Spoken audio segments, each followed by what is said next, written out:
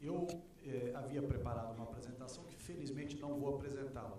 Quer seja pelo tempo, quer seja pelo tempo, quer porque eu mudei de ideia e, diante das apresentações da professora Linda e do Nalini, eu me vejo obrigado a fazer o contraponto que muito me atrai.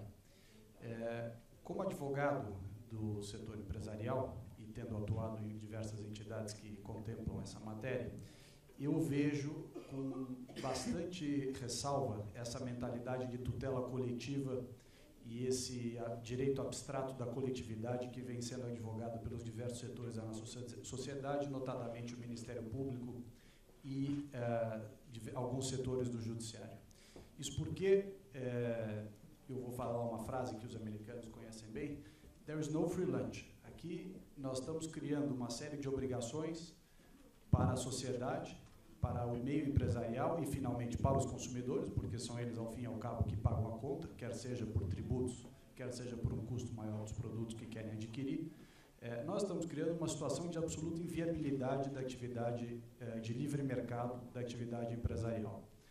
Criou-se uma mentalidade de direito coletivo, tutela de diversos direitos difusos e abstratos, sem atentar que a falta de medida, às vezes, dessa série de obrigações, ou essa série de direitos sem obrigações, em certos casos, inviabilizariam, como estão inviabilizando em certa medida, uma série de atividades. Me refiro aqui não somente à questão do consumidor, que acho que, inclusive, dentre elas, é a que menos tem se alavancado sobre o livre mercado. Me refiro aqui também às questões de meio ambiente, direito do trabalho e uma série de outros valores que são importantes, não há dúvida nenhuma, mas que, aplicados sem a devida medida, sem o bom senso e sem a lente da razoabilidade de como a vida empresarial e, portanto, do mercado e, ao fim e ao cabo, do consumidor tornam a atividade, no final, muito onerosa e que acaba recaindo nos ombros do próprio consumidor, ou da sociedade civil, quer seja em qualquer um desses campos, ambiental, trabalhista ou direito do consumidor propriamente dito. Falávamos há pouco aqui das questões, a professora Linda mencionou as class actions nos Estados Unidos.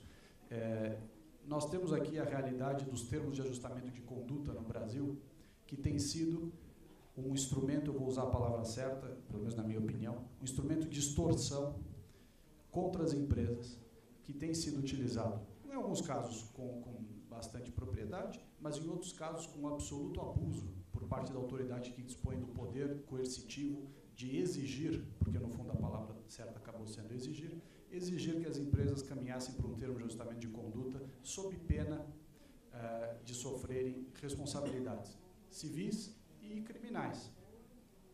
Hoje nós temos uma situação de bastante insegurança jurídica para a parte das empresas, tanto no que diz respeito ao conteúdo dos termos de ajustamento, a matéria que ali vem sendo negociada, principalmente pelo Ministério Público, ou também por um outro assunto que me parece é uma outra coincidência que nós temos com os Estados Unidos, que são os conflitos de competência, ou a competência concorrente dos ministérios públicos ou dos estados no que diz respeito à matéria de direito do consumidor, mas isso também se aplicaria à questão ambiental e tudo mais.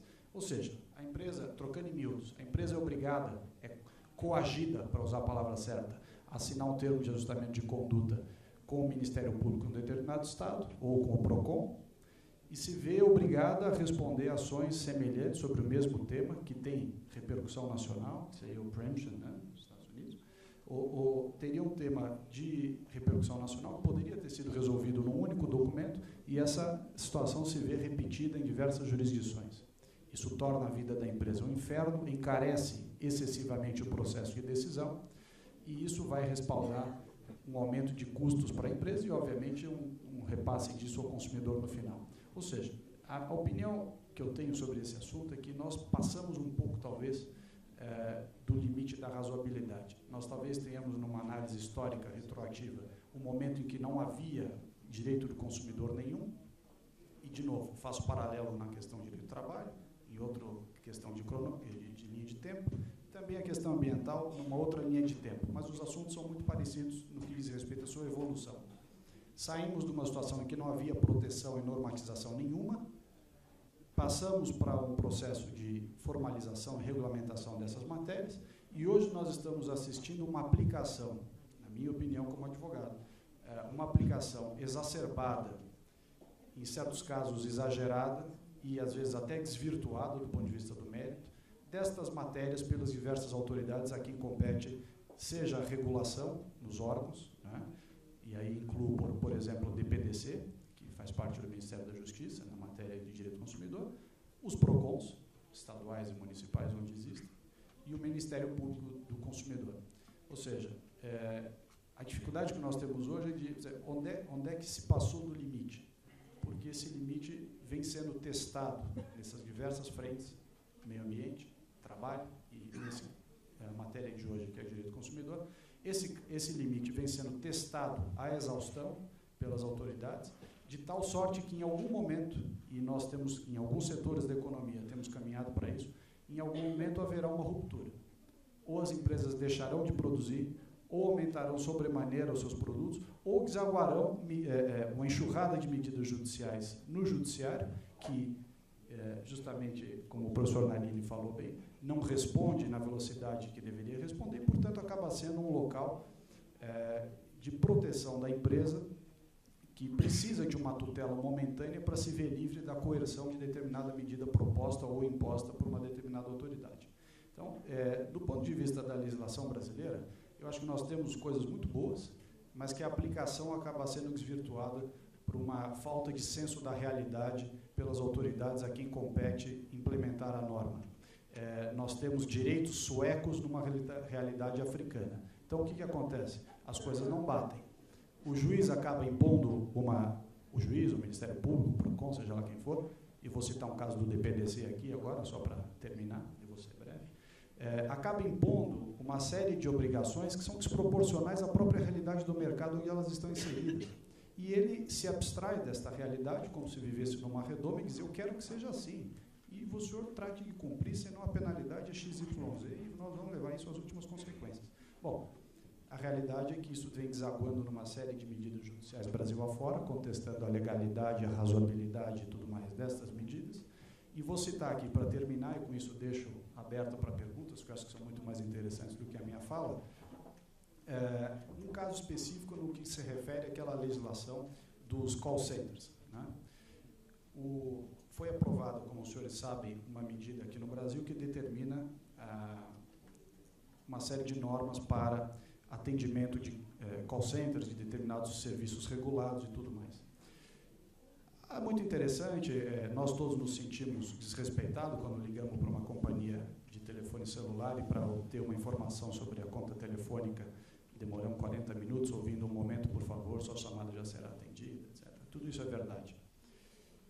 Mas, curiosamente, o mesmo órgão que impõe esta norma custosa, justa do ponto de vista moral, mas custosa e, em alguns casos, exagerada para setores da economia, esse mesmo órgão, DPDC, que criou essa norma, nós ligamos no Viva Voz, então vamos testar o call center do DPDC. Pum, ligamos lá, na presença da pessoa, que é o autor da norma. Ficamos 40 minutos no telefone. O momento, a sua chamada será atendida, tá? Estamos no momento. Então, você veja que a falta de bom senso mostra que a própria autoridade, que gera uma norma que ela reputa a solução, a panaceia, a solução dos problemas daquele determinado tema, ela própria não consegue implementar. E por estar coberta, por ser Estado, ela se sente, não, é que no meu caso, o orçamento e tal, etc. Então, tem desculpas de toda sorte. Me parece que muitos dos problemas que nós temos na área de direito do consumidor no Brasil, e quero acreditar que esse problema não se repete nos Estados Unidos, mas aqui no Brasil, pelo menos, é assim, é uma ausência de concorrência. Se nós tivéssemos um mercado menos regulamentado, com menos impostos, menos encargos e mais facilidade de empreender, nós teríamos mais concorrência, em qualquer setor que nós quisermos olhar, qualquer um, telefonia, transportes, qualquer um, pode escolher. Nós teríamos mais concorrência. Em havendo mais concorrência, volta a ter aquela máxima, que realmente não é de todo verdadeira, mas ela é importante, de que o consumidor, ao fim e ao cabo, é o grande, vamos dizer, rei do mercado. Porque se você não está satisfeito com o produto, você recebeu uma conta uma cobrança excessiva, ou a ligação para resolver os teus problemas demoram 40 minutos, você muda de operadora, muda de empresa de cartão de crédito, muda de empresa de plano de saúde. Agora, nós temos um mercado cuja a concorrência, a competição é tão desvirtuada, é tão limitada, quer seja por normas excessivas do governo que impedem a abertura de novas empresas, quer seja porque a economia de escala no Brasil, por custos de impostos e logísticas, inviabilizam ter mais competidores, seja lá qual for a razão. O fato é que nós temos uma situação de ausência de competição e, por consequência, essa ausência de competição recai nos ombros do consumidor, que se vê obrigado a ficar entre as duas empresas que estão sobrando aí de telefonia. Já já você vai ter a A e o B. Se você não for cliente do B, você é do A. Não adianta reclamar. Então, aí nessas situações, realmente, você precisa de uma tutela do Estado que diz que, enfim, como é que se rege um livre mercado. Se nós queremos ter um livre mercado, que é a melhor forma de ter produtos de qualidade a preços baixos, nós precisamos ter competição. E eu acho que essa correlação entre o direito do consumidor e o incentivo à competição é que está faltando no Sistema Brasileiro de Defesa do Consumidor, no SBDC.